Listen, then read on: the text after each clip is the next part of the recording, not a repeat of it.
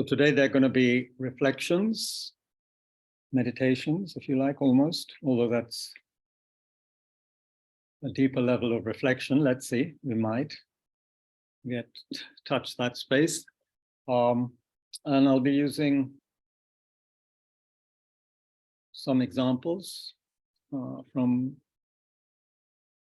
personal experience, but also some poems and extracts that seem to be very relevant to the points brought up in yesterday evening's very interesting and challenging talk by Venerable Tenzin Priyadarshi on Bodhicitta, where he very clearly showed how it's all very well to talk about Bodhicitta and all these wonderful states of mind, but has the preparation been done? How prepared are we? How open are we to these very different ways of being, actually, ways of looking at things, different perspectives? Are we willing to change gear, if you like? Or as other teachers have put it, are we willing to step out of the cocoon that we sometimes find ourselves in? So we'll look at some of this with the help of authentic literature. And often poets are able to get to a very authentic space in their poetry based on their experience. We'll start, as we always do, by generating a sense of the space that we are in.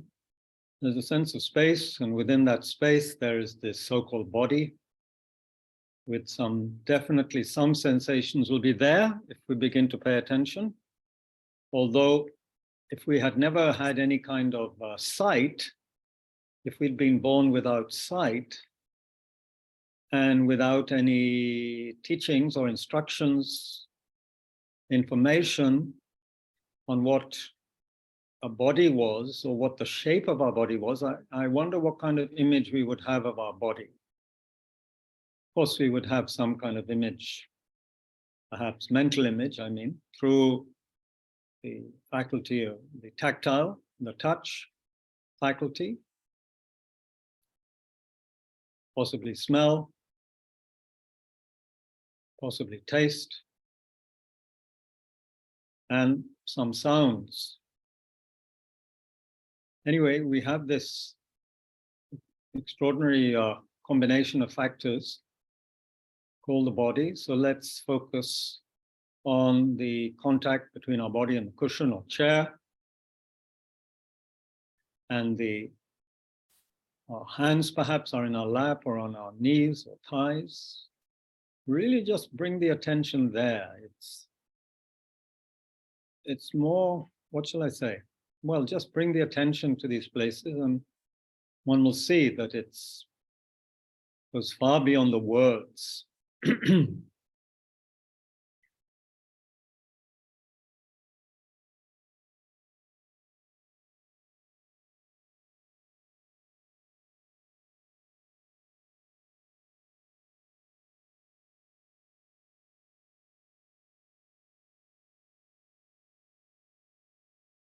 Is the sensation in that part of the body, or is it just up in the head?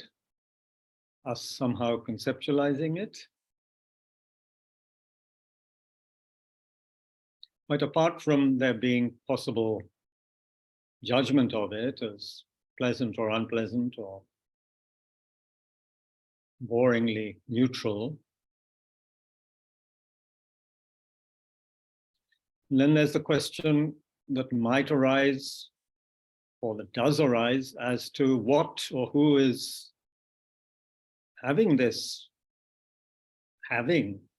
sensation.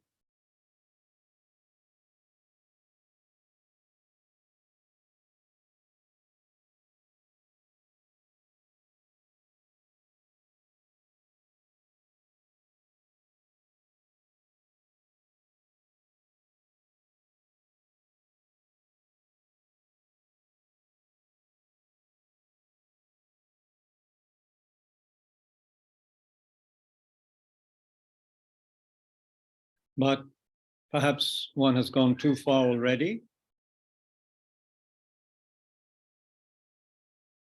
And the sound of the peacock reminds us just to be aware, not to necessarily analyze too much just yet, but enjoy a sense of, how should one put this? Not having to do anything right now. We are very much doers. We do things. We do things, we buy things, we use things, we do. We are doers, we are makers.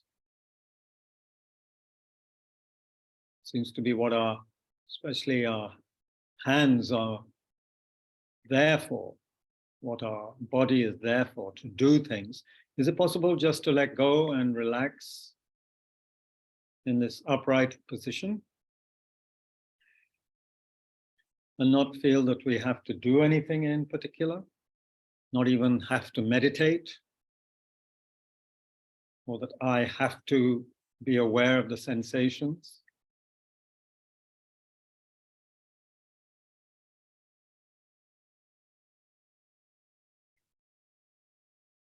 Is that what Buddha meant when he said to have said, in the sensing, let there be just the sensing. In the seeing, just the seeing. There is just seeing, there is just sensing. We don't need to add anything else, but of course we do.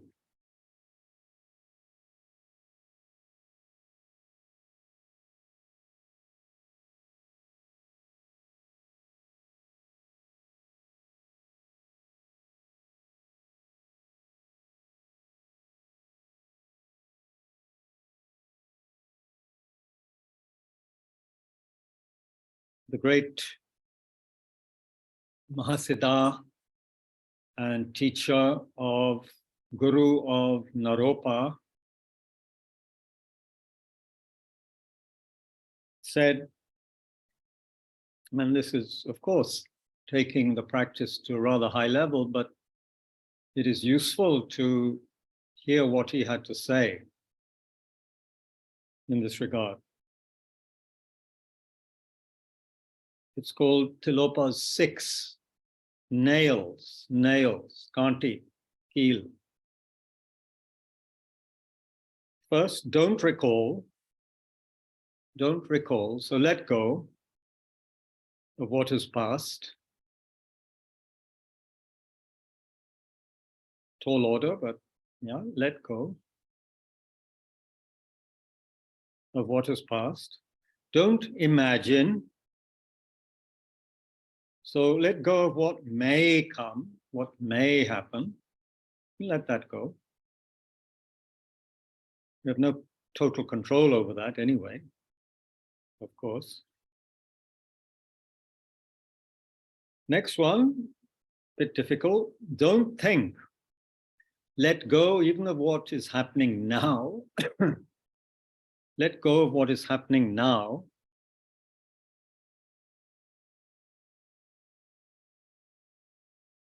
Don't examine. Don't try to figure anything out.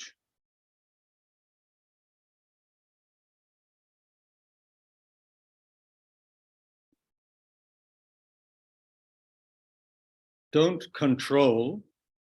Don't try to make anything happen.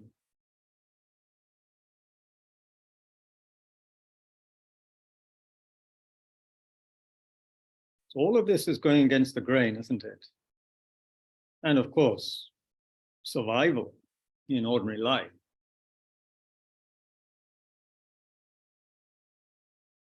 The last one, relax, rest.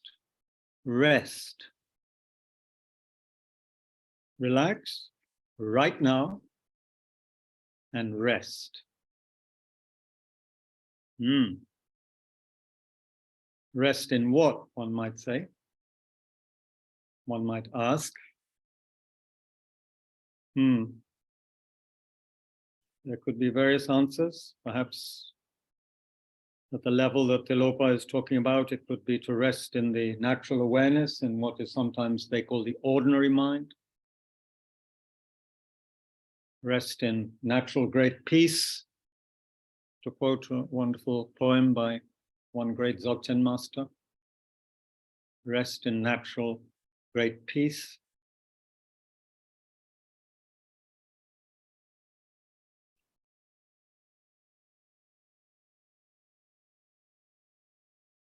But since, of course, we are not aware so much of natural great peace, we are always trying to force something or do something or make or control something or remember or imagine, etc., we don't appreciate natural great peace.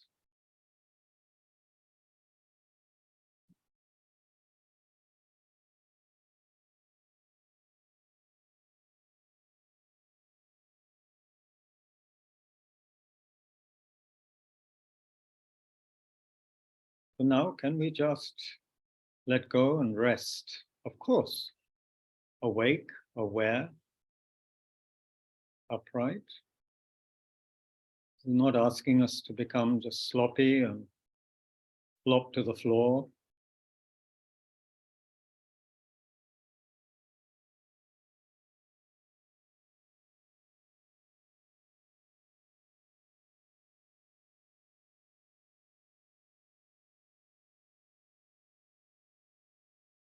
Just giving the wanting, the ambitious mind a rest.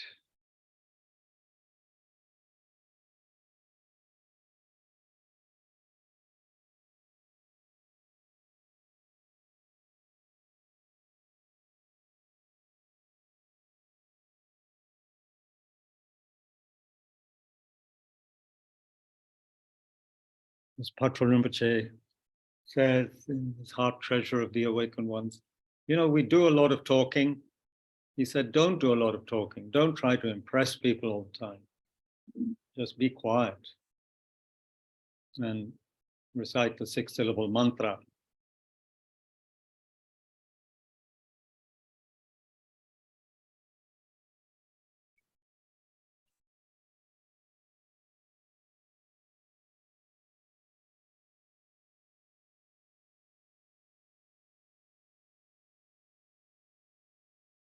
So let's simply sit, rest. We can focus if we wish on the breath or on a more simply spacious state of awareness of whatever arises, without fixating, without getting into some kind of detailed examination.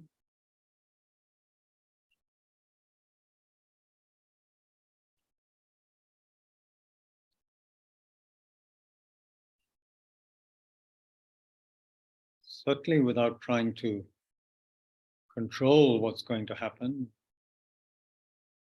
trying to force some kind of calm, clarity.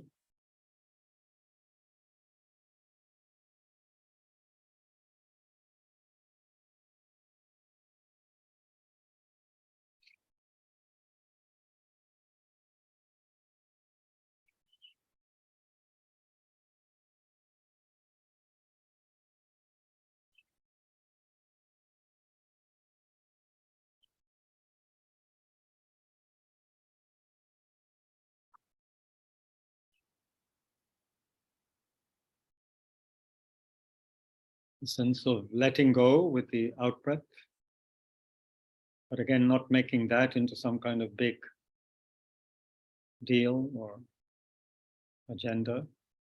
Naturally, one breathes out and there's a sense of letting go and dissolving.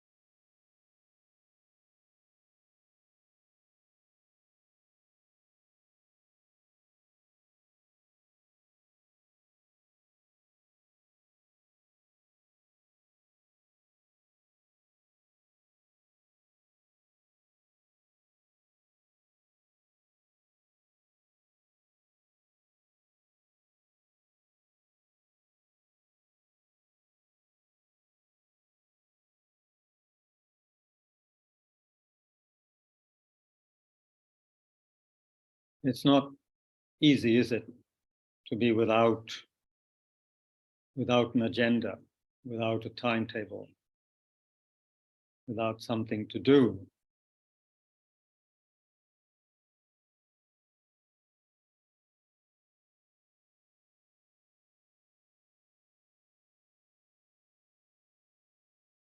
We can generate, if we haven't already, some kind of motivation. Already, of course, the motivation is there. People here at Tushita, all of you who've come online, there is, of course, some motivation. We can use so many things in our life for our motivation, I think. Yesterday, I happened to be, being half British, I was looking at the coronation of King Charles III in a very interesting way. At the same time, I was being given a foot pedicure, which is the first time I ever remember getting such treatment in my life. So I was in a very relaxed state of mind, and here I was watching the coronation or bits of it live streamed. And I was struck not only by the beauty of some of the singing of the choir and the pageantry, which the British do quite well, but by the sadness and the lack of ease, the lack of calm, the lack of simple enjoyment and joy on any of the faces. Occasionally, the Archbishop of Canterbury managed a smile. Everybody else, Charles, of course, is a very melancholic king, with a face that at the best of times often looks like he's about to burst into tears.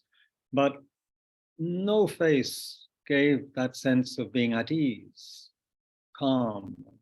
Nobody really managed to smile, a big smile, nobody. I won't take names, it's not fair really, but some people who ought to have realized they were on camera, being beamed all over the world, they were looking self-conscious, even, I would say, occasionally suspicious, feeling out of place, not trained enough, not prepared enough to manage some kind of smile or softness in the face. Interesting. Of course, you can travel everywhere and you won't find many soft, gentle, smiling faces, of course. That's why we appreciate the image of the Buddha and other spiritual figures, because they do have something that reminds us that we can smile and have gentleness in our manner. So think about that. That's the vast, it's not just people knowing that they're on camera during a coronation, but the whole of the world is like that. And as the teacher last night pointed out, in terms of nature, we think, oh, wonderful birds singing and, flying around and, squirrels being busy and, doing their thing. But, nature has no morality in one sense. It's very amoral.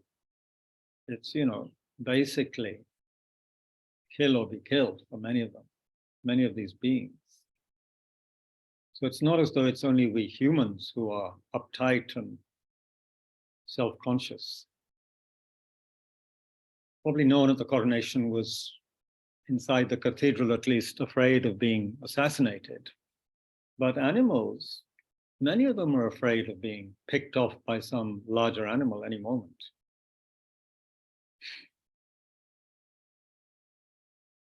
Those who have the awareness, enough consciousness to feel that. So anyway, it was rather melancholy and sad, as well as very beautiful, the ceremony yesterday.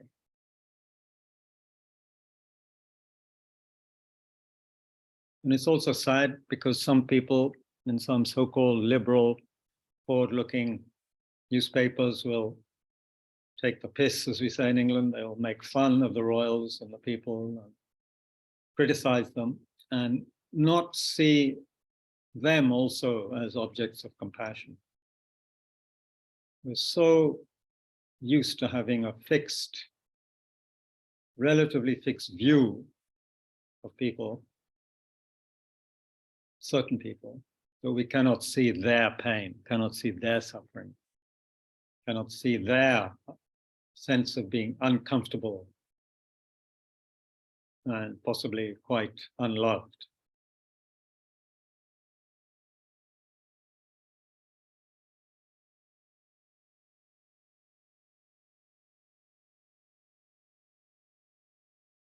So a poem by Wendell Berry brings out some of this, several things, all based, of course, on slowing down and paying attention. If we don't do that, then, of course, we're just caught in our own little whirlwind of thoughts and wants, memories.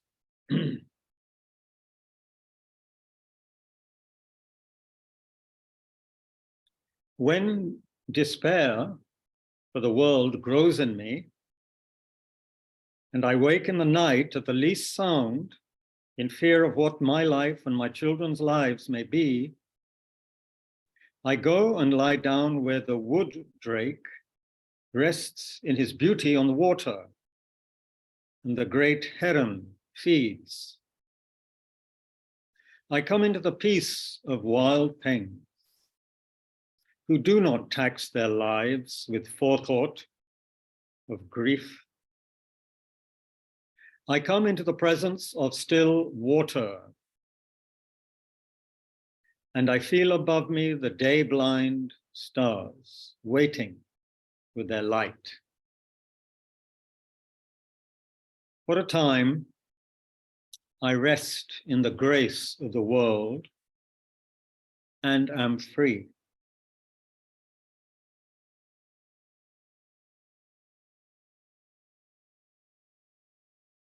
That's The Peace of Wild Things by Wendell Berry. Of course, the greater tragedy is that as we become more out of control and the times more degenerate, then this great natural peace, this beauty, this grace of the world.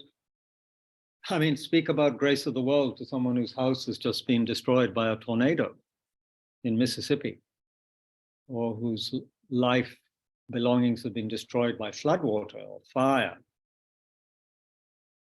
It's all very well to speak of the grace of the world, isn't it? But are we complicit in destroying the evidence of that grace? Is that grace a little hidden right now due to our many mistakes? Just like the Buddha nature hidden, the treasure hidden under the poor man's stinking, dirty hut.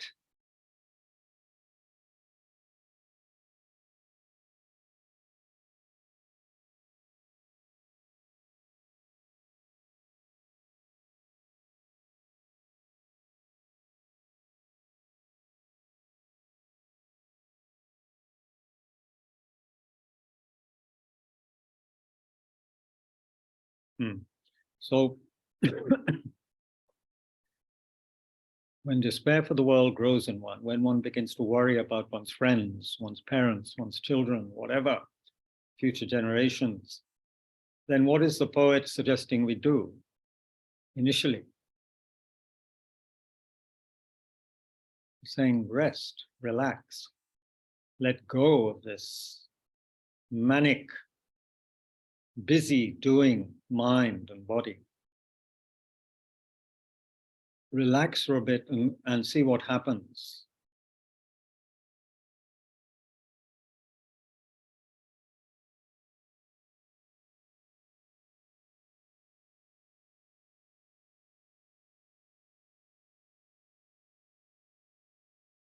How could a tense, uptight mind with a overburdened agenda ever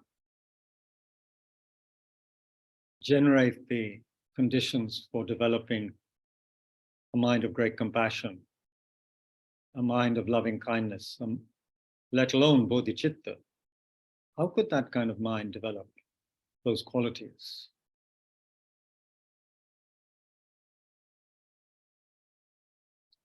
Not those qualities, that outlook, that total reversal of our normal attitude, that overturning, that torpedoing of our usual self-centered attitude.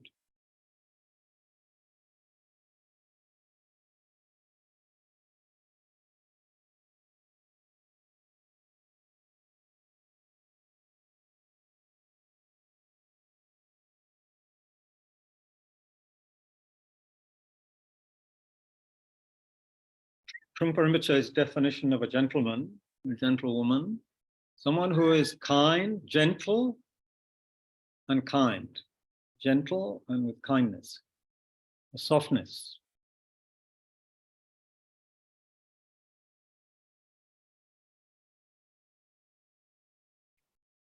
Which doesn't mean we go around smiling and letting everyone do what they want, of course not. But what it might mean is that we stop hindering ourselves through heavy-handed bias, conceptualization, self-denigration, judgmental attitude that seems to preoccupy us a lot of the time.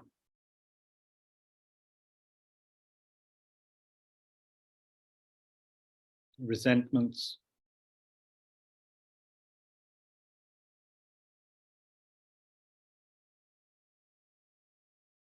Shantideva was quite clear that the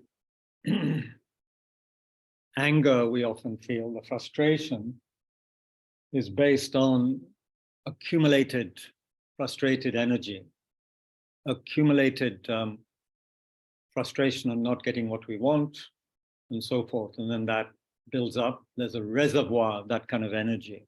But how do we diffuse that? This is the question. We all have most of us, I'm sure, have a reservoir of that kind of disaffected, kind of chip on the shoulder energy, where we're a little upset, to say the least, at certain things that have happened to us when we were young, when we're a bit older, and we have also a great deal of resentment about anything, other people, parents, governments, state of the nation. That all builds up. So how do we diffuse that kind of mind? This is a question. Without becoming totally apathetic and asleep.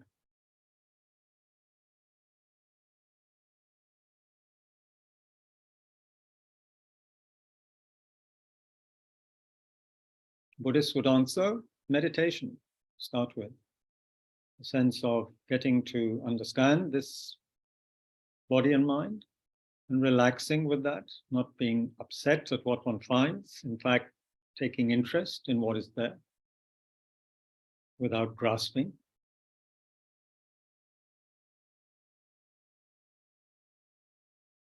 And what is sometimes called being without self-deception.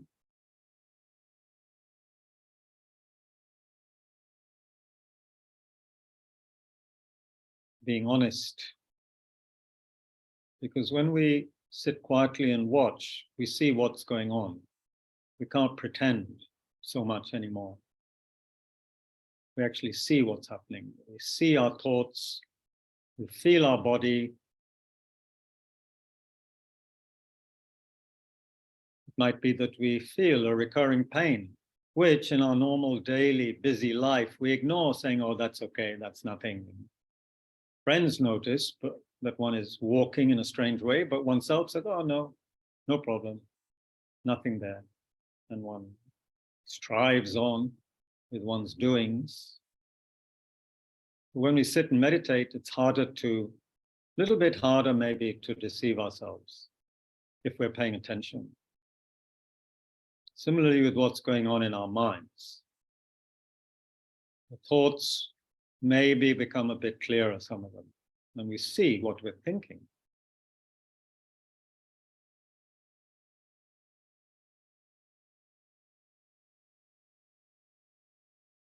we're paying attention to that.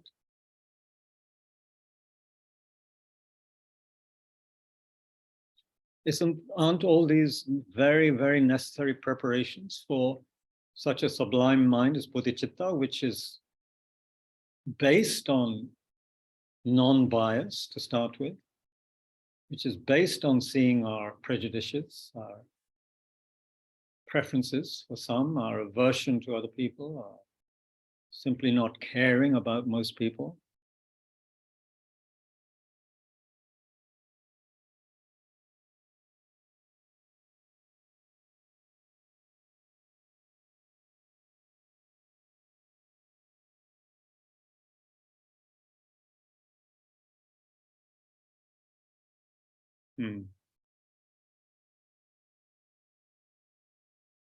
Okay, now perhaps we're don't want to drift too much. There could be some drift happening.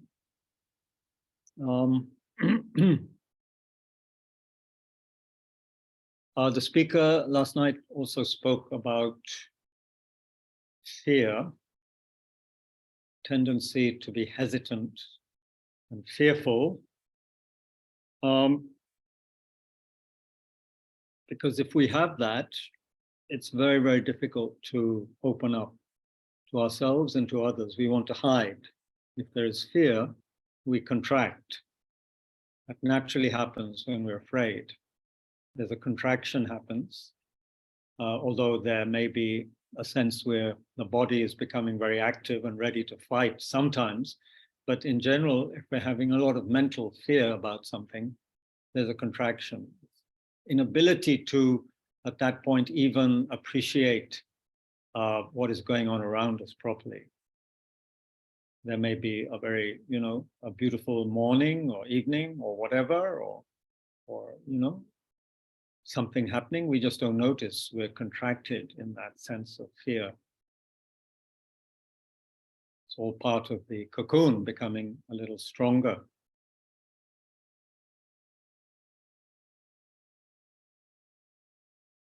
And then we want to run away from the fear by distracting ourselves, and we have plenty of that. And to not have the distraction creates anxiety, because then one has to, horror of horrors, one has to be by oneself. And if our instruments also were taken away, that would be incredibly threatening to most people. You have to sit alone without TV, smartphone, etc. Most people are simply not capable of that.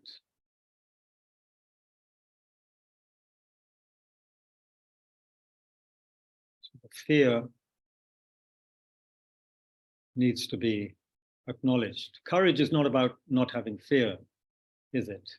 Courage is about working with the fear. Can't be born without any anxiety or fear.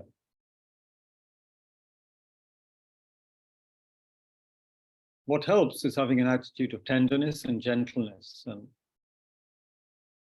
a willingness to appreciate and work with whatever arises, and not trying to shut the door on it in a very violent manner through distraction or some other means.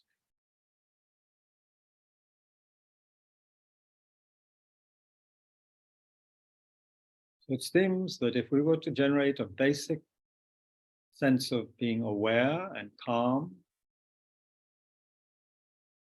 and open, that then the fear has space to be watched and to dissolve even, not be such a big deal.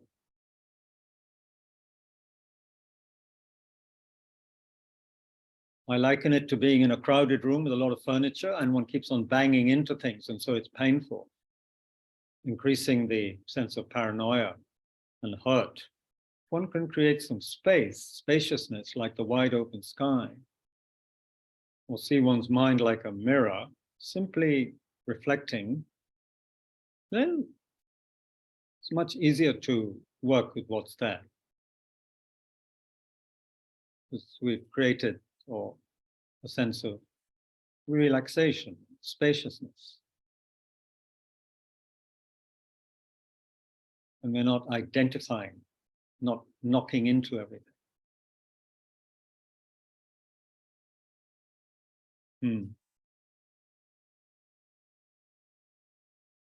One teacher puts it this way.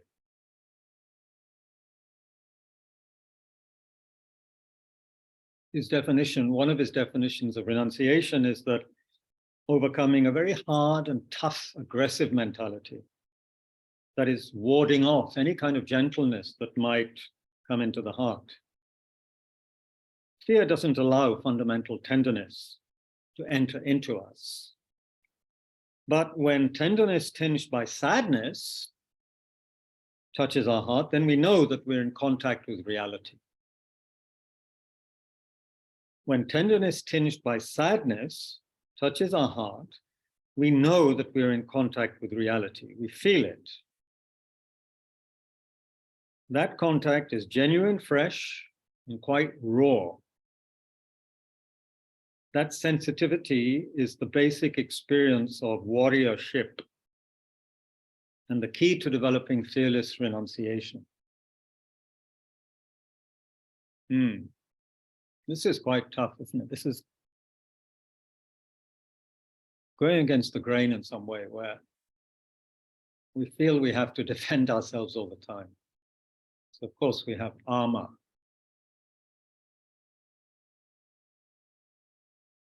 Reminds one of a cartoon in a famous British magazine that used to come out called Punch. There's I think it was in Punch, or it could have been the New York Times, probably Punch. And there's this person at a party, there's a party being held, dignified party at a high-class British location, obviously. And the wife is introducing the husband. He has a suit of armor on, medieval armor. And he's saying, oh, here's Harry. He's feeling more relaxed today. He's not carrying his lance. So you see, usually Harry has his lance as well, so that he can ward off people who seem to be a threat. But that day he only had his basic armor on. So anyway, we're a bit like that, a lot like that. So how, in the name of heaven and earth, can we develop compassion and bodhicitta with our armor on, even if we've left the lance back in the bedroom?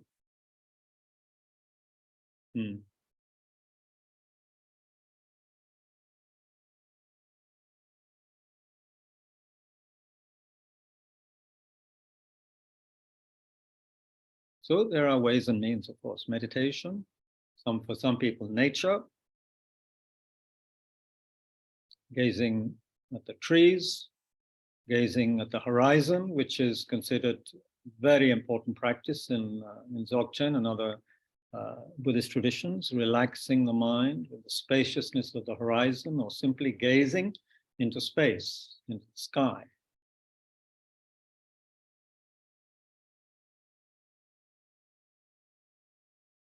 Sense of dissolving or merging might take place. An experience, as one person put it, of having no head. Simply sky, no head. No center of experience. Nobody to experience. And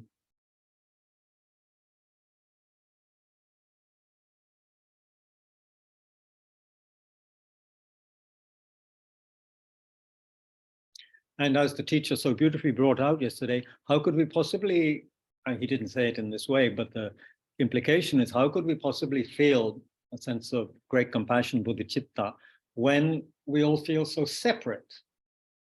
We feel so separated from mommy, daddy, separated from experience, separated from our bodies even, separated from other people, separated from meaning,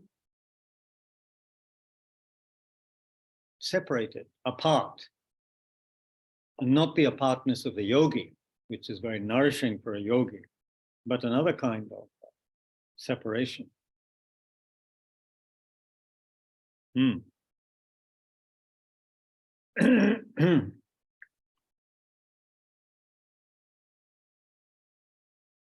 Here's a poem that reflects that. I haven't read it for some time, but those of you who are with us in the early COVID days, we were reciting a lot of poetry, weren't we, online?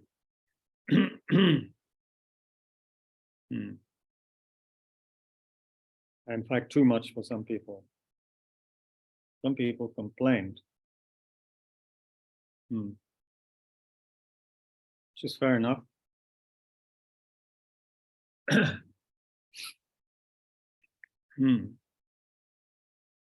Okay. Well, some of you have heard this, but what the heck, you can hear it again. So it's like we brush our teeth, we can listen to certain poems again and again.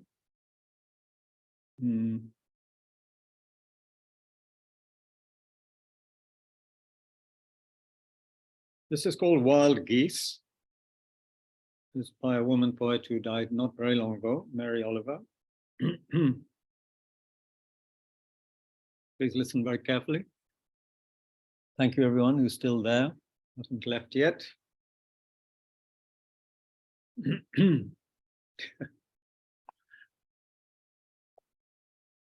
Rinpoche is there. Lama Zopa Rinpoche's picture is there. And we also have little elephants. We have friends from Pune and from Dehradun, Rajeshji, I think, in Bodh Gaya. Amazing, amazing array of people. Okay, and all of our beloved Delhi walas, Delhi, Noida, sorry, the greater area, Delhi, Noida, Gurgaon. Wild geese, and also Nepal. I think Bauda. You do not have to be good.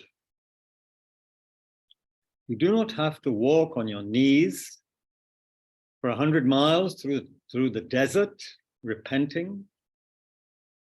You only have to let the soft animal of your body love what it loves. Tell me about despair, yours, and I'll tell you mine. Meanwhile, the world goes on. Meanwhile, the sun and the clear pebbles of the rain are moving across the landscapes, over the prairies and the deep trees, the mountains and the rivers. Meanwhile, the wild geese, high in the clean blue air, are heading home again. Whoever you are, no matter how lonely, the world offers itself to your imagination, calls to you like the wild geese,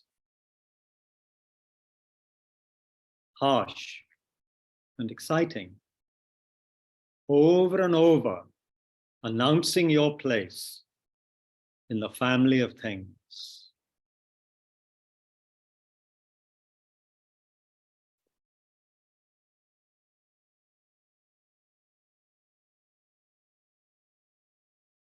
The speaker last night mentioned how some people do have experiences which, of course, they're not capable of digesting because they're not prepared, perhaps, but experience of just being one with everything. A sense of oneness, sense of non-separation, sense of being part of the family of things, part of the so-called universe. And of course, the great wisdom of human beings, for example, some of the earliest ones, like, say, astrology, is based on an understanding that everything is connected. Far distant planets and even stars in some astrology are connected with us on this little pale blue dot in the so-called solar system. It's connected, so their movements, what they represent, somehow affects us. It is connected with us. We are not separate.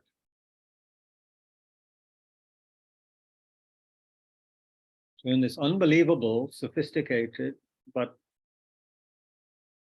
not meaningless dance of energy, various levels of energy, we all have our place. And if we're not careful, we, of course, become like puppets, not being aware of what is happening, not being able to change our habitual patterns. And then, in a sense, we're at the mercy of dependent arising.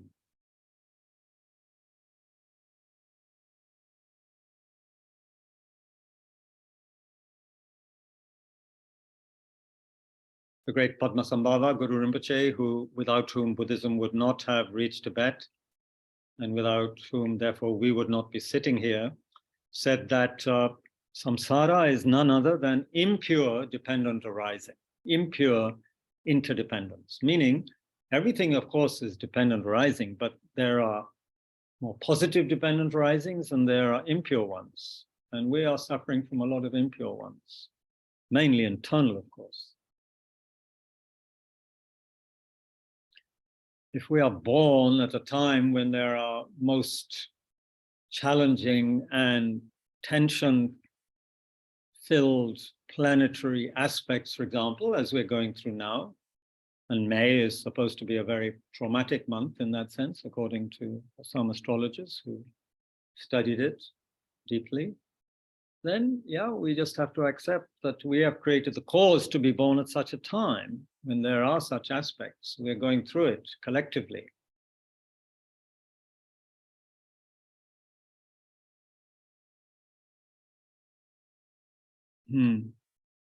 But we're very fortunate too, very fortunate. Where all the people on this session, I think, are very fortunate where we are.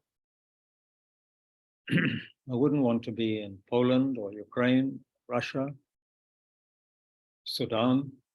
I wouldn't want to be in many, many places because of what's happening now. Of course, if I had great compassion, I'd want to be there, but I don't want to be there right now.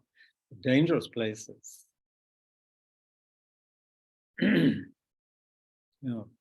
Due to impure dependent arising, based on countless factors.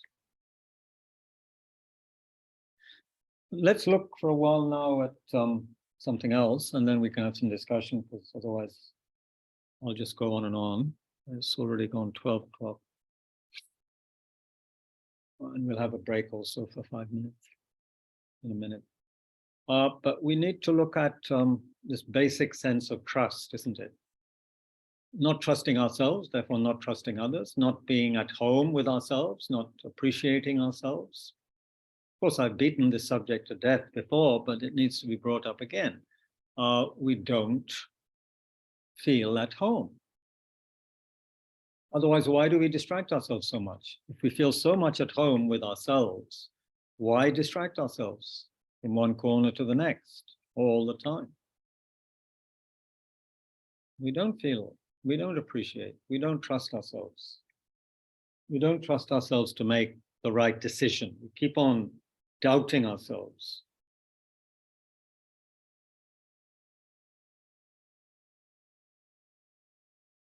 This is how one teacher puts it. He's talking about letting go skillfully, of course, not just being totally casual and sloppy. He says, the final stage of letting go is being without deception. Deception here is not referring to deliberately misleading other people. Rather, your self-deception, your own hesitation and self-doubt. That may confuse other people or actually deceive them.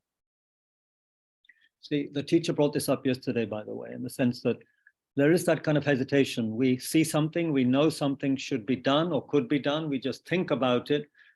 For example, we think about, how good it would be to be able to help that person or to help that person do this or that, but actually not to do anything about it. And he gave the example of being in an airplane and about how it would be good to give a seat to somebody who needed it more with more whatever leg space, but just thinking the thought, not doing it. And then by thinking it and not doing it, still thinking, oh, that was a good thought. That was a kind thought I had. So not being able to carry through also, not being able to carry through on our good intentions, doubting ourselves in some sense, lacking the energy for that final engagement. Anyway, rather your self-deception, he says, your own hesitation and self-doubt may confuse other people or actually deceive them. You may ask someone to help you make a decision. Should I ask this person to marry me? Should I complain to so-and-so who was rude to me? Should I take this job? Should I go on vacation? You are deceiving others if your question is not a genuine request for help, but simply reflects your own lack of self-confidence. Being without deception is actually a further extension of telling the truth. It's based on being truthful with yourself. When you have a sense of trusting in your own existence, then what you communicate to other people is genuine and trustworthy. Of course, self-deception often arises because you're afraid of your own intelligence and afraid that you won't be able to deal properly with your life. You're unable to acknowledge your own innate wisdom. Instead, you see wisdom as some monumental thing outside of yourself. That attitude has to be overcome.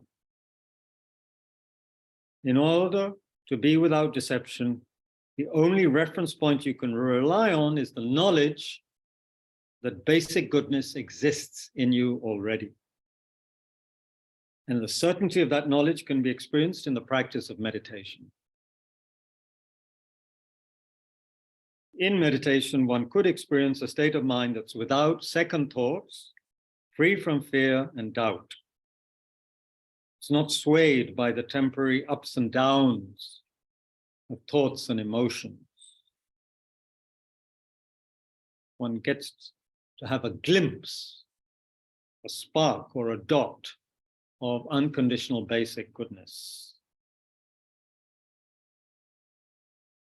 And then in time, one can let go of hesitation and you can be without deception.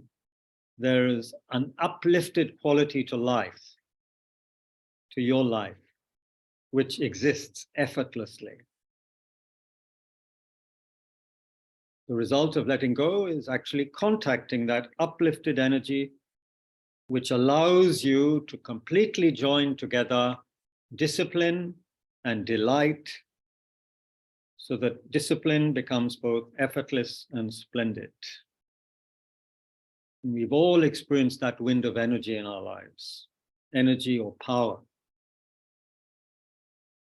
There's a lot there. This is the quote was taken from Shambhala, the sacred path of the warrior.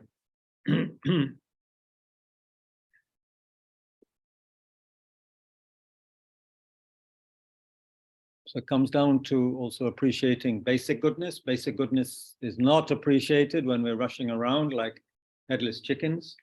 Appreciated when we are gentle, slow down, pay attention.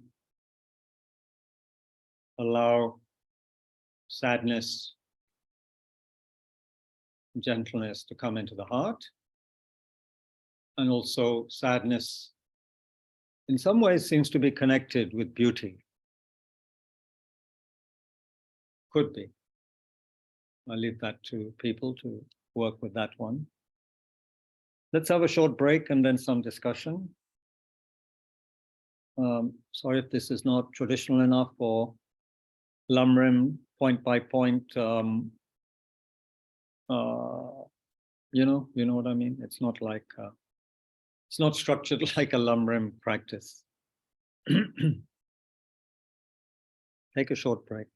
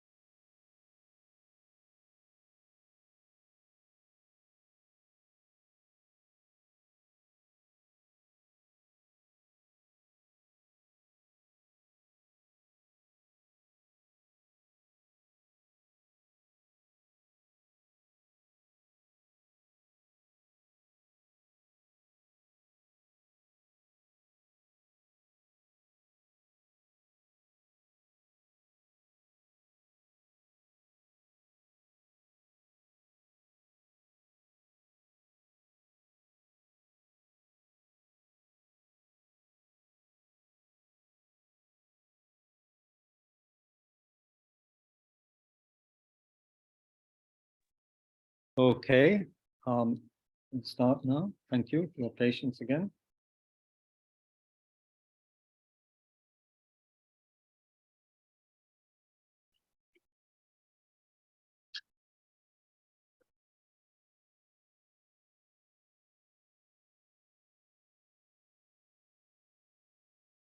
Yeah, there's different approaches to this. You know, we all have different mental makeup, temperaments. Some people need a much more step-by-step, definite, sort of almost like a practical guide to things.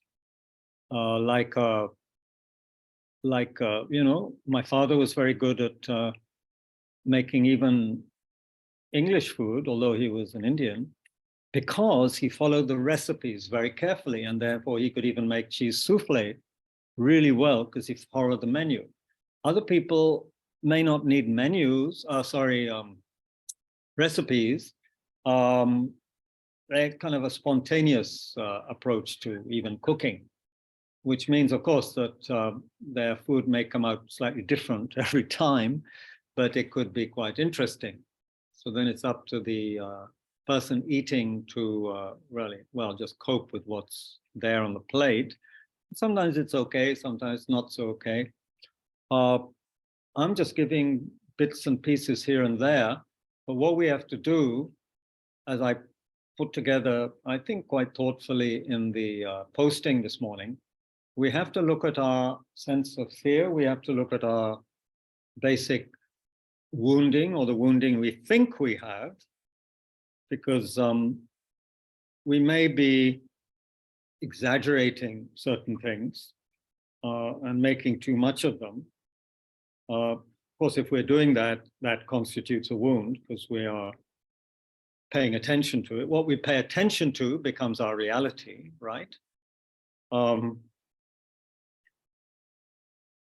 Self-deception, wounding, present lack of courage and energy is what I put in the posting. So, and that's causing us to not engage sufficiently powerfully in our practice. Although it may look like we're engaging or doing a lot, but it's not actually happening. This is because I think we are afraid of our wound. We, of course, on the one hand, we're paying a lot of attention to it. We're also afraid of it. And we are not developing, on the other hand, a sense of relaxation and spaciousness in which that wound may, I don't know, tell its own story and be allowed the space to be there and to not be so important. A piece of jagged furniture is extremely important in a very tight, congested, small room. We're going to bang into it occasionally, regularly. If we give it space, a spacious room, take out some of the other junk, create space, then we can deal much more easily and negotiate with what is there. To take that kind of example. What does, again, I find, and this is a personal bias, I understand that, but I find Chogyam Trungpa's approach to this very, very useful. And it's all part of that basic approach that Lama called, becoming your own therapist. We have to work on this material ourselves by investigating and realizing, Lama realized we all have what he called this, wisdom energy, wisdom consciousness. And he was always encouraging students to, engage with that, to develop that, and not rely on the superficial monkey mind, the chattering monkey mind, this kind of subconscious gossip. In a section called Cosmic Wound, Trungpa says this, and please listen carefully and see if it applies to you in any way. I mean, that's the key, isn't it? This has to apply to us, otherwise it's just not interesting at all. The medicine has to fit our condition, otherwise it's useless. So see if any of this strikes a chord and then reflect on it for a few minutes.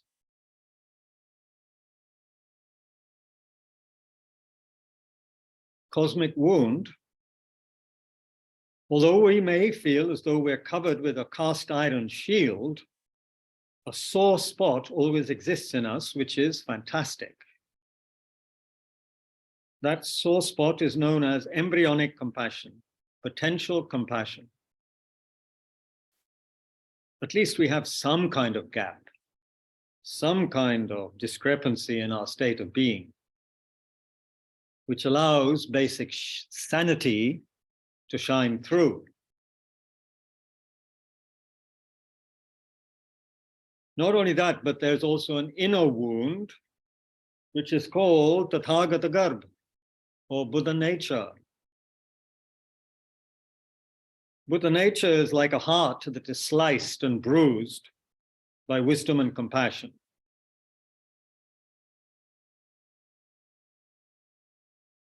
When the external wound and the internal wound begin to meet and to communicate, then we begin to realize that our whole being is made out of one complete sore spot altogether. That vulnerability is compassion.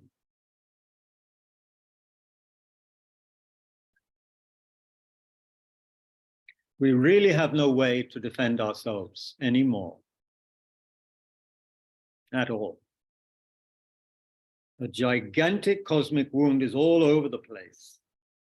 An inward wound and an external wound at the same time.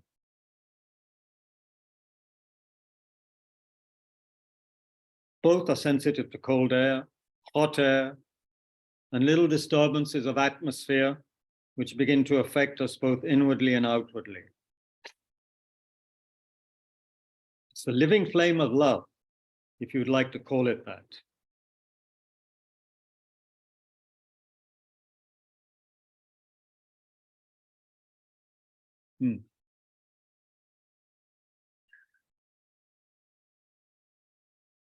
The question here, if I may just give a very short commentary, is how much we are appreciating and trying to run away from the wound. I've mentioned this before. Do we appreciate there's a wound? And do we just look at it as something to be analyzed, to pay someone to analyze it with us, dissect it, and often, of course, take it back to some childhood experience? Or do we allow that vulnerability to be there, to be looked at in the open air of somehow some kind of calm and clarity, and allow compassion to arise, compassion and love to arise on the basis of that wound? Could we actually develop compassion if there wasn't any wound, any hurt in us or in the world? Please reflect on this for a while. In your own way, with your own, based on your own, whatever, experience, intuition,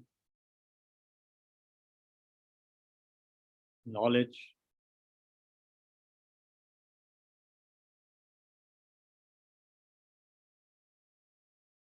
Wisdom consciousness that has been awakened.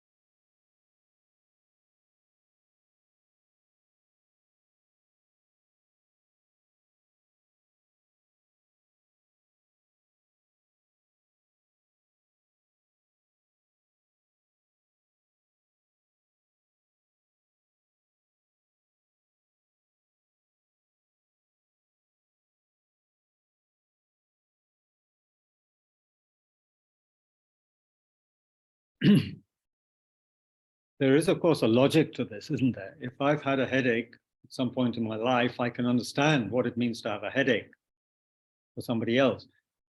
But isn't the problem one that I'm so absorbed in my own headache? I don't take the trouble to get into the experience of other people, try to appreciate what other people also are going through. That can be a big, big problem. So caught up in my own headache. So the teachings say, give examples like, when you're on this mountain, that mountain over there is that mountain. When you go to that mountain, then the mountain on you that you called this mountain before is actually that mountain. Depends on our perspective. It's very hard, I think, sometimes for us to get out of our own little perspective, rooted in what's happening to me.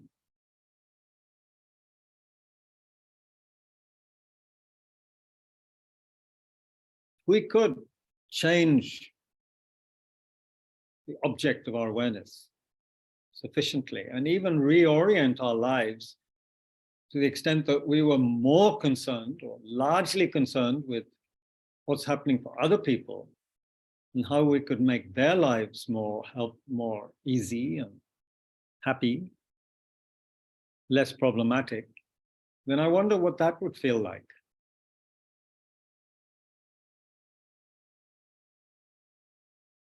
Lamas like Lama Zopa said that actually that's the key to happiness. That's real happiness. There is no real happiness before you do that, before you really exchange yourself for others. That actually self-concern, self-cherishing is suffering, is the cause of suffering.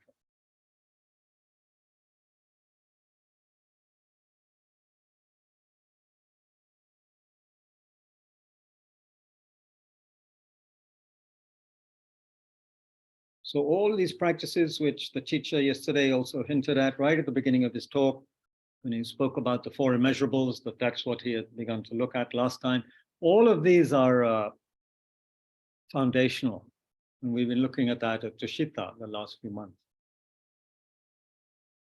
That sense of love, compassion, rejoicing, sympathetic joy, equanimity. These have to be worked on sincerely based on appreciation of ourselves. Otherwise, it's kind of a spiritual trickery.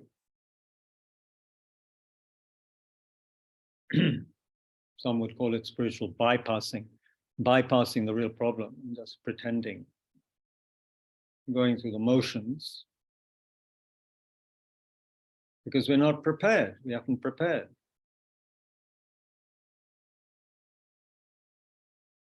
Even young, healthy people, even professional footballers, sports people, they have to warm up before the game, right? If they don't, they easily get injured, sprain something.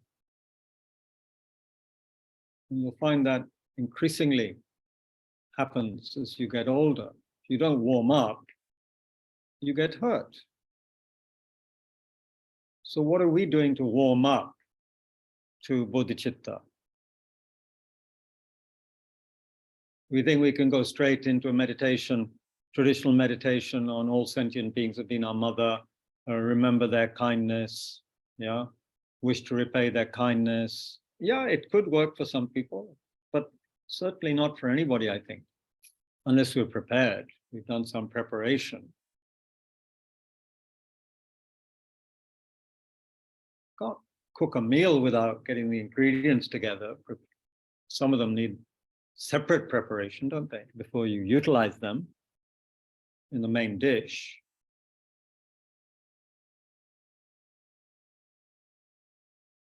So what Venerable Priyadarshi said last night about preparedness was most illuminating, although some of us may have heard it before, the way he said it, the way he put it, you see, based on his experience. It was very clear it was coming from experience, not from book knowledge. That made it very powerful.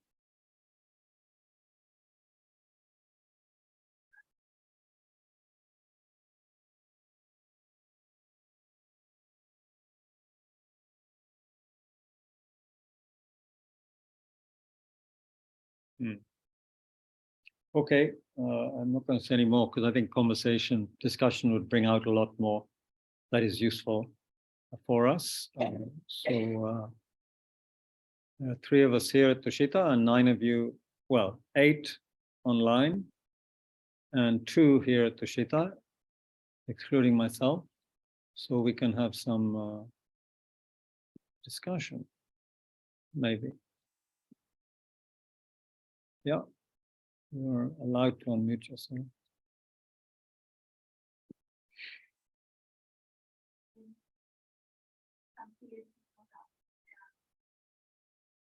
Yeah.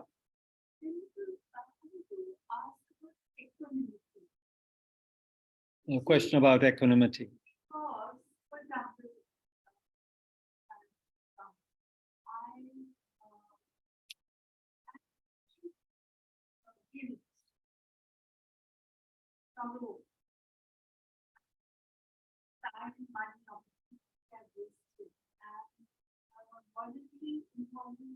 harm to others, harsh words, past. And in the future, I am worried loved one.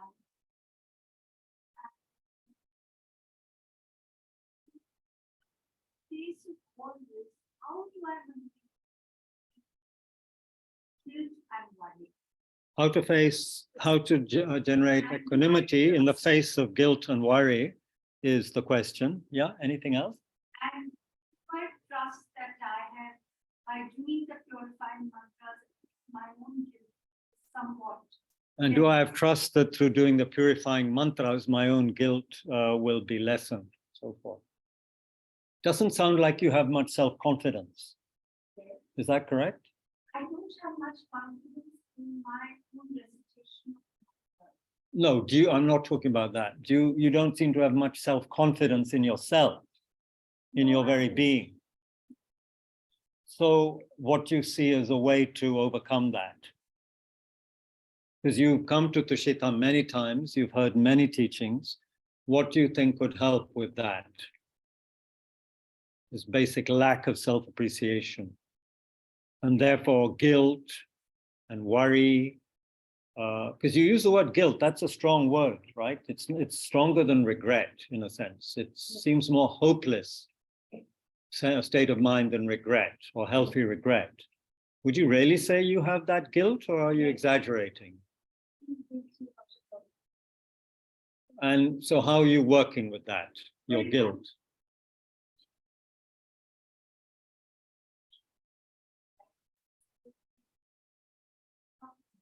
A lot of mantra and charity work, but is that really helping? Doesn't seem to be.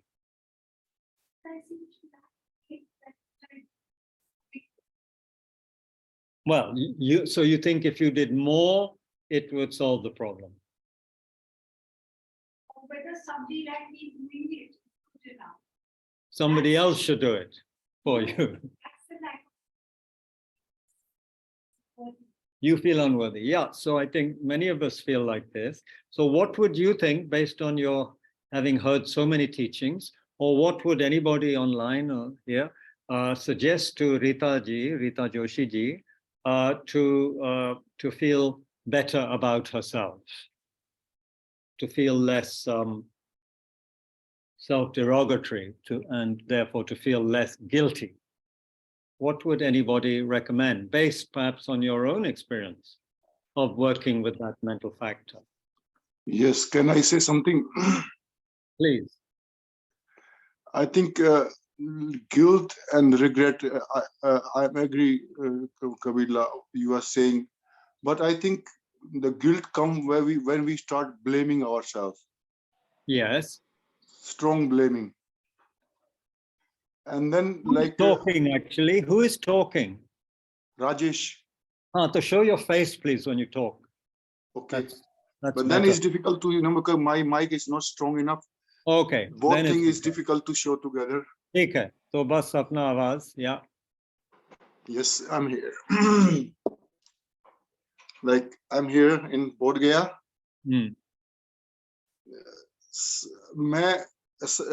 When I was working on my mind, I usually I did told before about these small things before, but I think the guilt when we blaming ourselves and try to put blame on others, try to make them feel guilty, like some other people I also can make us feel guilty, but it's depend on how strongly we are taking on ourselves. How strong we are, what? Taking on ourselves, others, sometimes people, usually the society, this like when we make mistakes, they try to like push Make us ourselves feel like guilty. you have made the mistake, you have made the mistake, you are responsible for this loss, you are doing this. Then we feel really depressed and we find guilty ourselves. But I think Rita ji is feeling somehow lack of self-worth. She doesn't feel she's good enough. And this is something many of us feel. What would you recommend for that? Not feeling that we are good enough. I'm somehow not good, and therefore I've been not very sensitive also in my life. So I feel guilty about that. And I'm worried about the future. All these things come from lack of feeling relaxed or good about oneself. So what would you recommend? Would you recommend I recommend on that at that side, like Rinpoche, in 35 Buddha, compassion of moral downfall. He was saying the no action we haven't done. All sentient beings have done every damn thing, every negative action. Everybody have done countless time. Right. Then limitless negativity. If we see that point of view, then we cannot say somebody is more like a bad person and somebody is good person. Oh, so everybody is together in that. Yeah, everybody is as good as Rita or is bad. And then you cannot say he's special and he's but sometimes some people karma is more stronger. They have good conditions. Some people karma, like sporting karma, less effective, maybe ripen other karma. That's why maybe other condition. So what would you recommend that Rita does or think? Rita,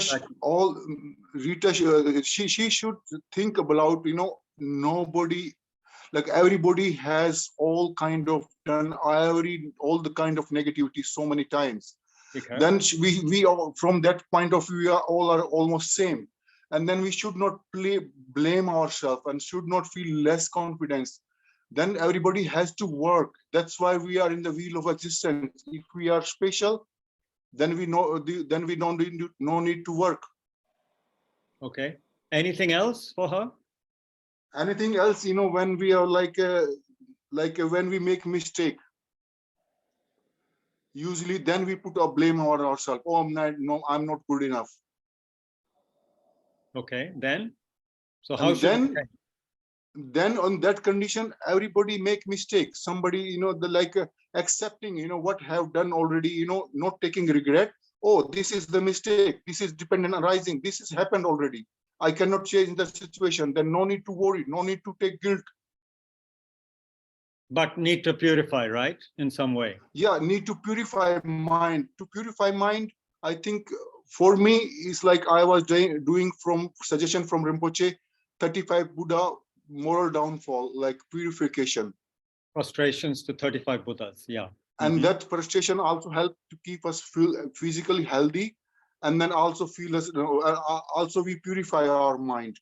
Okay, how about someone who can't do prostration to 35 Buddhas? What should they do? In that condition, just like healthy regret and to try to make promise, to like guilty is always negative karma. We are pulling ourselves down and we are creating negative karma more.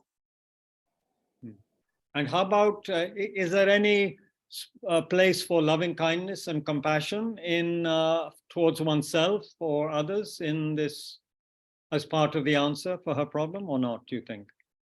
This is possible. Also, she can meditate. Everybody want to be happy. And then it's limitless sentient beings. They are in like same position like her. Mhm. And then she can start on meditating, taking their, like just praying for them. Maybe they become healthier mentally or physically. Emotionally, I means emotionally. And then just like thinking about it, she can sit and meditate for some time and can check it. I am the only one in that situation, or other friends, I am the worst people. Like sometimes we blame ourselves. I think it's good to meditate little bit, seeing the suffering of other sentient beings. Then really just try to feel their suffering and then generate compassion. And then it's also help us to came out from that deep regret or deep guilty and not feeling confidence about ourselves.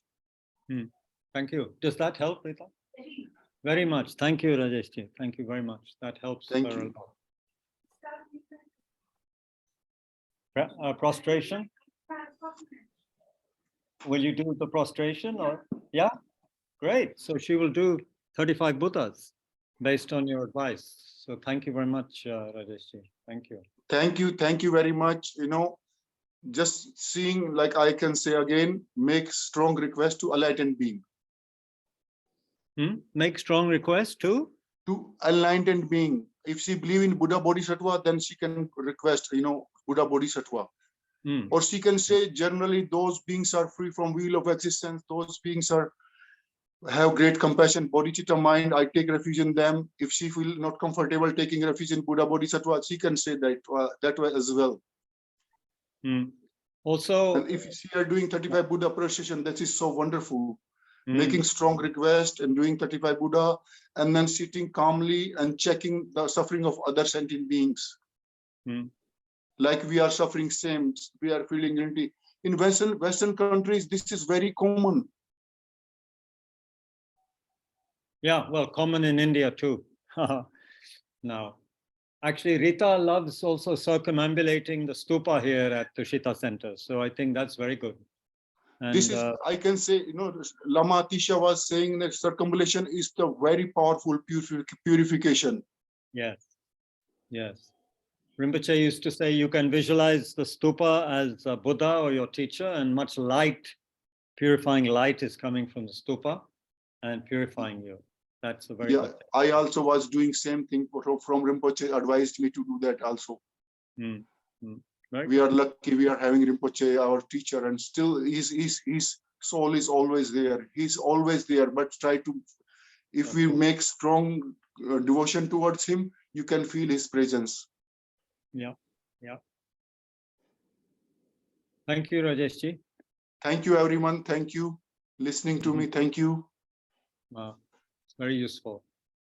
Anything else anyone would like to say? We have time.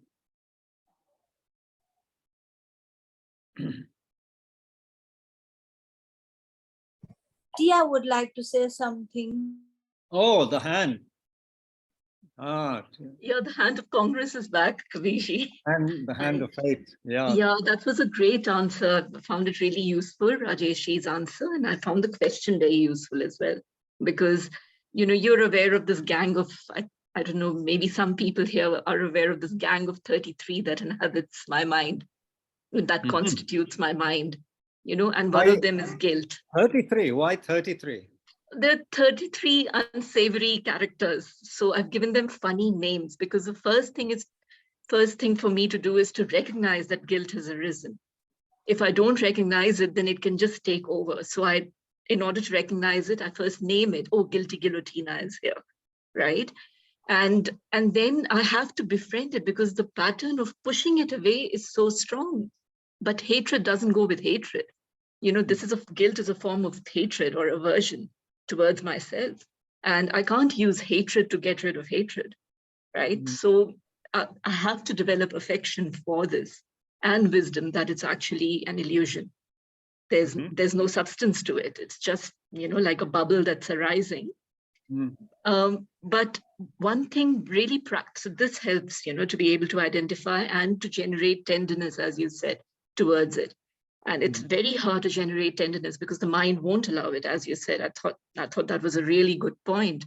So a metta practice for oneself before thinking of others, and it is often not discussed in Tibetan Buddhism, but you have been stressing it, Kabirji. Thank you. Because we need that for ourselves first before we can, generate it for others. Mm-hmm. And another thing that helps me is emotional freedom technique, tapping, and I'm doing it with Jetsun Ma, Tenzin Palmo's permission. And I'm just... what's emotional freedom technique? We tap on acupressure points along with affirmations. And each round, it lasts about 4 minutes, maybe 5, maybe maximum 10. And we can do more than one round. And as we identify an emotion, let's say it starts as anger at someone else. And then we tap, and then we find, we're blaming this person. So then we tap on blame, and then we find, there's some anger directed at myself. There's self-hate coming up now. And then we tap on that, and we find, there's some guilt there. And we tap, and we find, there's some shame. Where do you tap? The specific point of the body, different points, hand, and then different points, parts of the face, and here, and somewhere here. That's how.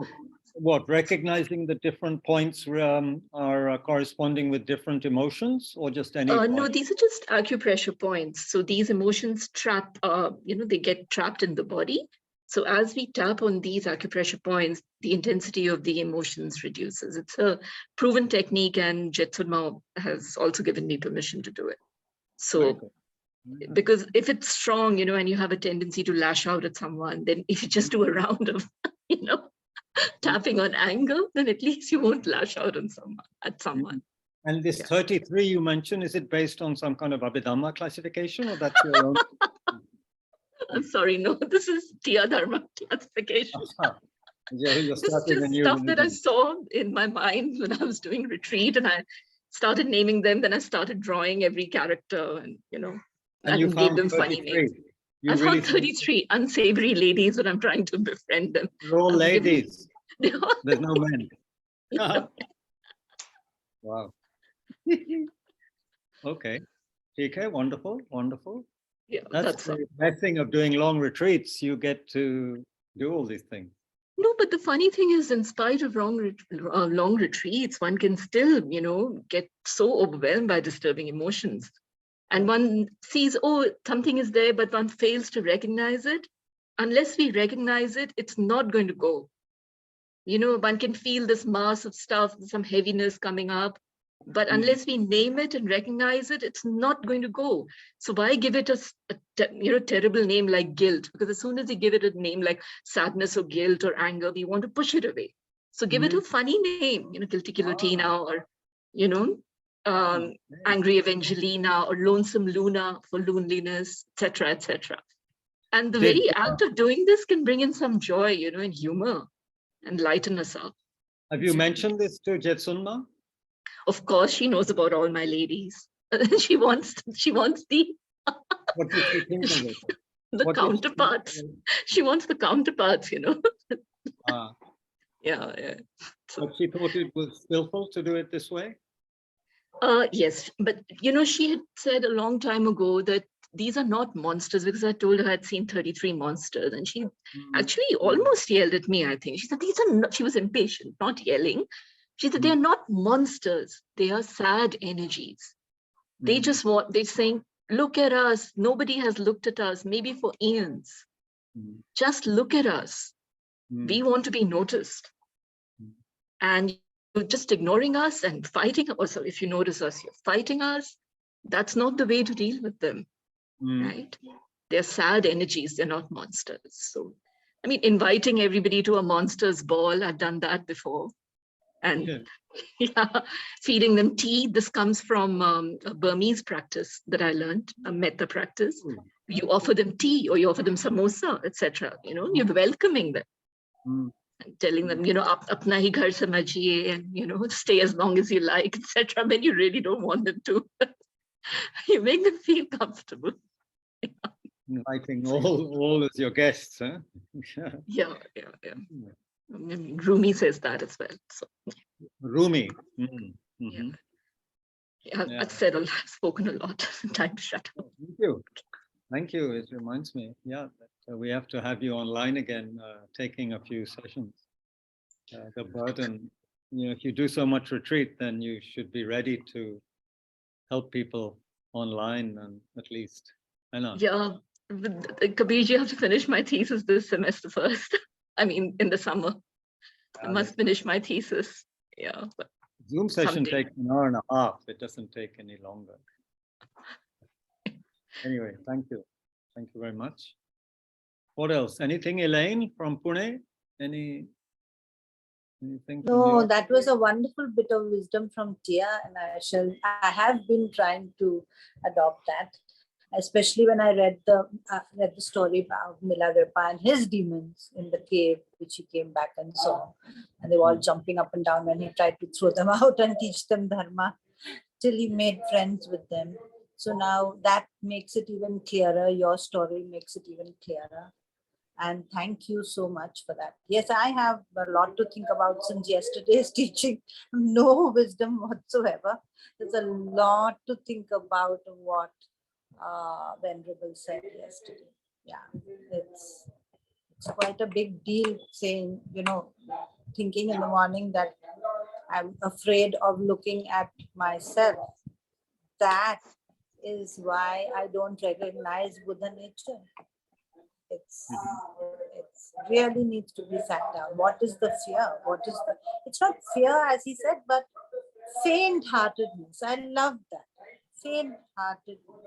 Faint-hearted about even recognizing forget about our full potential, even half of our potential, because you feel it, but you don't do anything about it.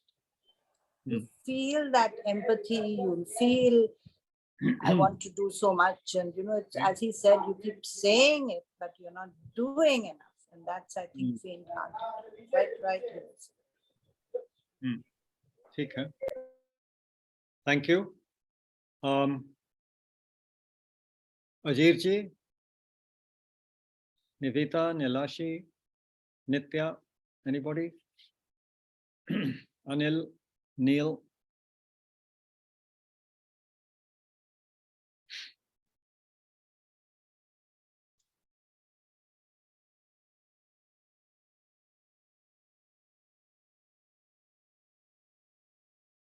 What the teacher yesterday was bringing out reminded me of the subtitle of Dzongtse Rinpoche's book, Not for Happiness, a guide to the so-called preparatory practices.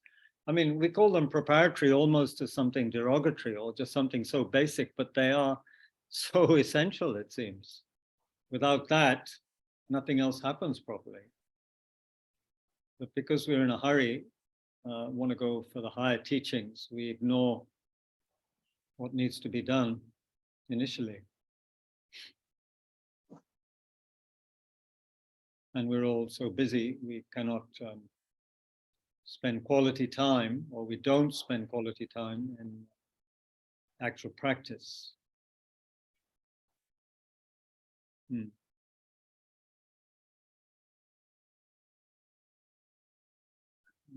haven't looked at the chat. Emotional freedom technique, okay. Brad Yates, is it? He has a sense of humor and a certain lightness. That's why I like this, his videos. Yeah. Brad He's got videos on maybe 100 emotions, 100 emotions and difficult situations included. Okay. Yeah. Thank you.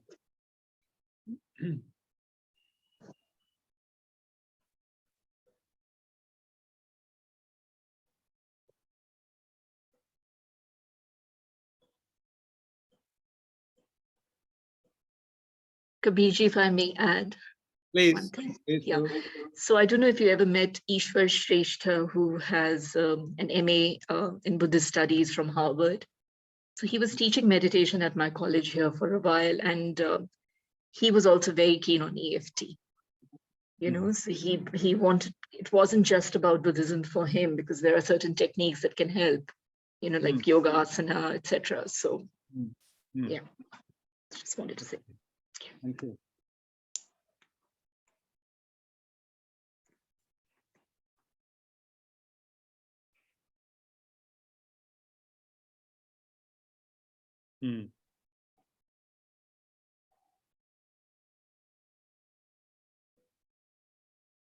Neil, Anil, Nilashi, anything?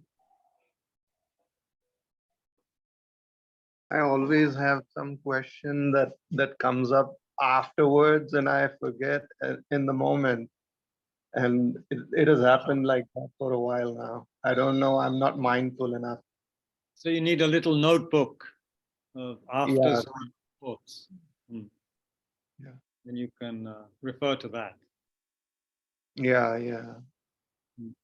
Even Okay. reading, sometimes I'll form questions, but then those questions I've basically forgotten. Mm. Mm.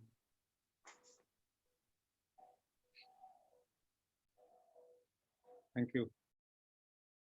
Okay, then, if nobody has anything. Can I say a little bit more? Sorry? Can I say a little more? Yes, yes. I think everybody can say this emotion good, this emotion bad, like recognizing bad emotions, whole world can say these are emotion bad. They know all the emotions are bad. But nobody tells how to deal with the emotions. This I learned in Buddhism. And this I learned from Rinpoche and my great teachers, and also many teachers as well, including Kabirla. Oh yeah, who's he?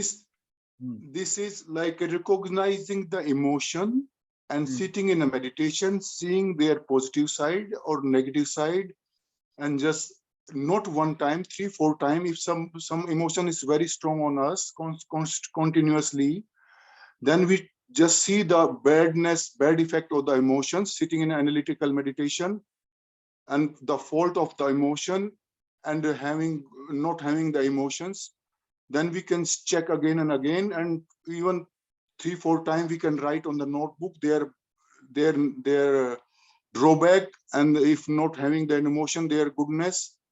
This is real effective. And then if we do in a day 10 or 12 or 15 times every day, then after 20 or 30 days, definitely more than 50% we can get rid of this emotion. That's your experience? Yes, my own experience. Fantastic. Learning from teaching, learning from my great teacher, right, including you. Well, glad to be of some help. I think this is the only way to come over from these emotions. And like anger, everybody tell about anger is bad, anger is bad. Then we have to we make our mind habitual. Why anger is bad?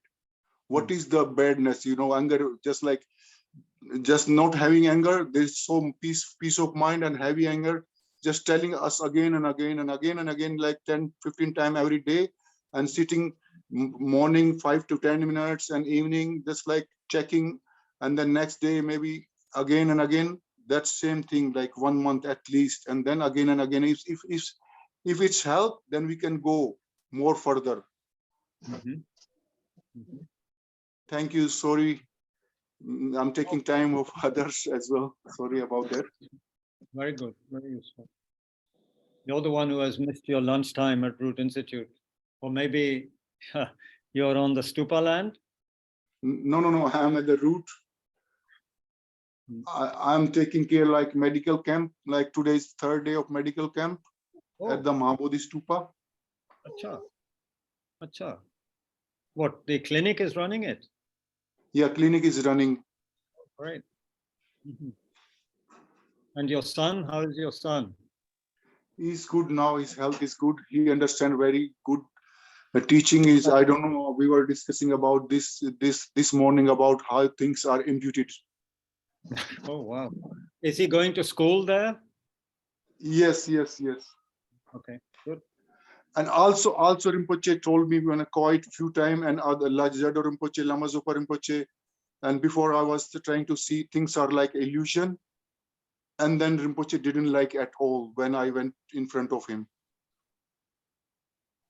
Maybe that only for me, but Rinpoche was saying, I'm much more interested in things are merely imputed. Things are labeled by mind. This is Rinpoche was saying safest side to to realize emptiness. Seeing things like illusion. Rinpoche was saying sometimes we can go in and end up in a nihilism. Okay, good to get that advice straight from Rinpoche. Yeah. And this is advice from also Jado Rinpoche, same advice. Okay. Thank you, everyone. Thank you, Rajeshji.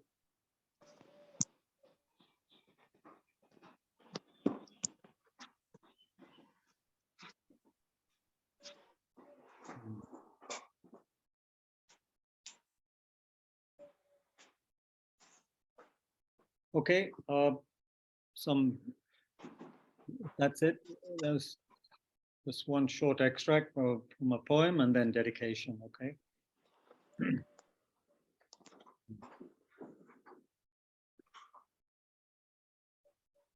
So this is a book that Sujitji gave me. He's left the session early. He had some work to do.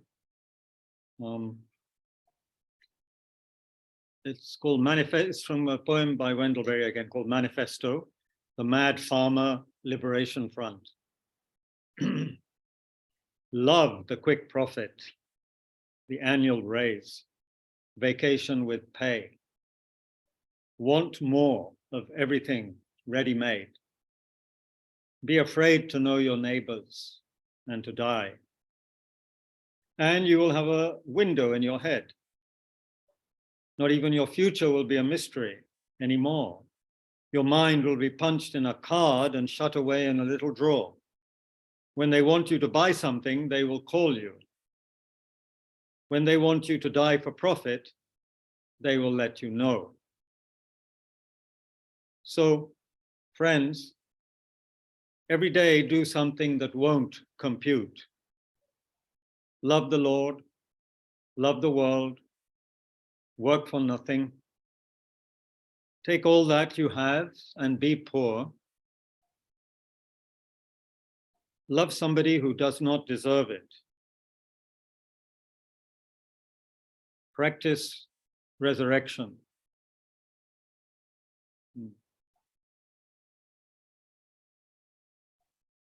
Okay, so we dedicate that we may have a mind that is prepared to engage in the big risk, the awful, terrifying risk of losing the ego, the self-centered attitude, even incrementally, and to embrace the whole world, which is the Bodhicitta mind. Embrace it not just to enjoy the sense of oneness, but in order to liberate all beings from suffering and lead them to Buddhahood, and to generate that awareness that one could become a Buddha and actually do that. And in this way, may we create causes also to never be separated from authentic Mahayana guides. Especially may Lama Zopa Rinpoche quickly reappear and guide us again, inspire us with teachings and his way of life, Bodhisattva way of life.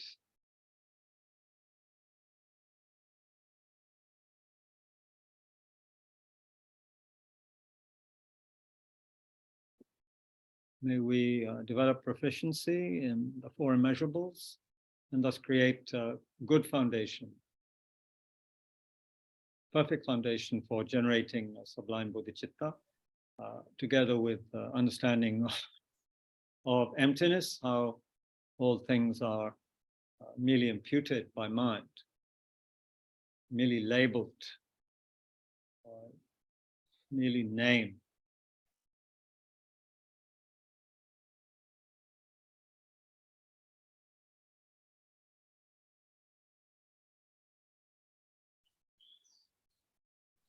So thank you very much, everybody. Ajirji is also there from Australia. Thank you very much. And all of us here, Tushita, Rajeshji. Thank you, Kabirji. Priyaji, Neil, Nivita, Chitrapur, I guess. Okay. Thank you, Kabirji. Thank you, everyone. Have a good day, good evening. And, see some of you tomorrow. Yeah. It's your winter, Ajirji. Amazing. Very cold. Getting warmer 8 in- degree now, 13 degree during daytime. Goodness me. Goodness me. Getting a bit warmer in Delhi today, it seems, during the day. Yeah. Okay. Thank you. Thank you. Thank you.